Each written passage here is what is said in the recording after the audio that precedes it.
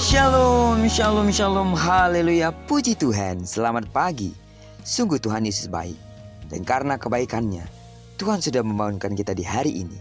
Hari pertama di minggu ini, Senin 13 Maret tahun 2023. Kita pasti akan diberkati hari ini.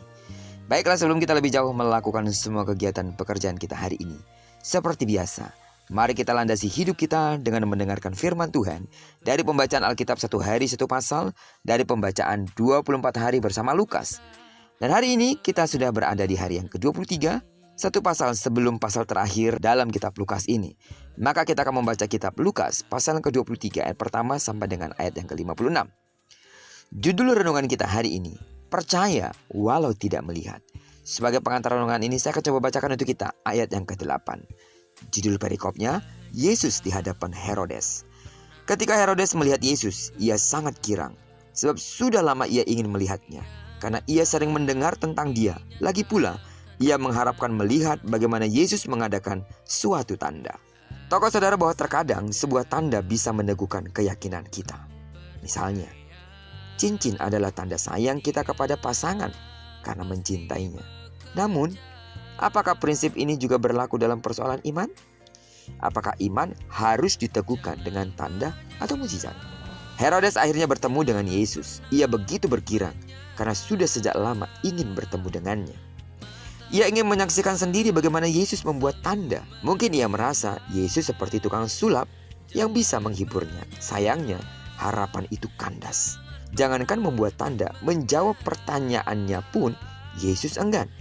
Harapan untuk memohon hiburan pun pupus dan berganti menjadi kemarahan. Sebagai seorang penguasa, ia mungkin sakit hati karena diperlakukan begitu. Alhasil, ia membalas perlakuan Yesus. Dia melakukan, yang pertama, ia mengolok-olok dan menistanya. Dan yang kedua, ia memakaikan jubah ke tubuhnya sebagai simbol ejekan bahwa Yesus adalah raja. Herodes sungguh tidak menemukan kesalahan, namun ia juga tidak mau membebaskan Yesus. Ia memilih mengirimnya kembali kepada Pilatus. Inilah ketidakadilan sekaligus sikap arogansi seorang penguasa.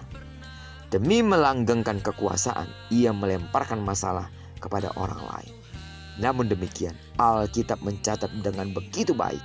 Dengan mengirim Yesus kembali ke Pilatus, rekonsiliasi terjadi bagi kedua pejabat tersebut. Mereka yang dahulunya bermusuhan pun permusuhannya mencair dan berubah menjadi sahabat. Perlu diketahui bahwa dalam politik tidak ada sahabat, yang ada hanyalah kepentingan. Sidang jemaat Tuhan, camkanlah hal ini. Masalah iman adalah masalah kepercayaan tanpa harus disertai tanda apalagi mukjizat. Jangan sampai iman kita kepada Tuhan tumbuh hanya karena kita mendapat berbagai macam tanda dan mukjizat. Hal seperti ini berbahaya, sebab akan membuat kita menjadi seperti Herodes yang mengejek bahkan tidak mempercayainya. Iman yang benar adalah percaya sekalipun tidak melihat. Amin. Jadi, kalaupun saat ini seolah-olah Tuhan belum melakukan tanda atau mukjizat di dalam hidupmu, bukan berarti Anda mengesampingkan kepercayaanmu akan kuasa yang sanggup memberikan apa yang engkau butuhkan. Hanya saja kadang-kadang Tuhan harus menahan kuasanya untuk membuktikan keraguan kita akannya. Itu sebabnya kalau Tuhan belum melakukan mukjizat dalam hidupmu saat ini, jangan pernah ragu. Dia sanggup menolong kita. Jangan jadi orang Kristen yang hanya menuntut sebuah mukjizat atau tanda.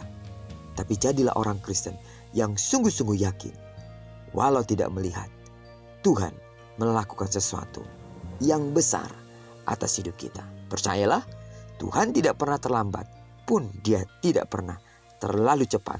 Tepat pada waktunya, Dia akan melakukan bagiannya sebagai Allah yang melakukan mukjizat bagi hidup kita. Terpujilah nama Tuhan. Diberkatilah kita sepanjang hari ini, digenapi firman yang telah berjanji bahwa apa yang dikerjakan tangan kanan dan tangan kiri kita dibuatnya berhasil. Dan karena kita telah berdoa serta menyerahkan diri kita, di sepanjang hari ini, kemana dan dimanapun kita berada, di sana pasti kemuliaan Tuhan akan dinyatakan. Tidak jemu-jemunya terus aku berdoa untuk seluruh sidang jemaat Tuhan. Kasih karunia Allah melimpah di dalam hidupmu. Bagi saudara yang sakit secara fisik atau mungkin saat ini sedang proses pemulihan, dalam nama Yesus sembuhlah sesuai dengan takaran imanmu. Diberkatilah kita bersama dengan orang-orang yang kita kasihi, serta bersama dengan orang-orang yang kita cintai dimanapun mereka berada. Terpujilah nama Tuhan. Shalom.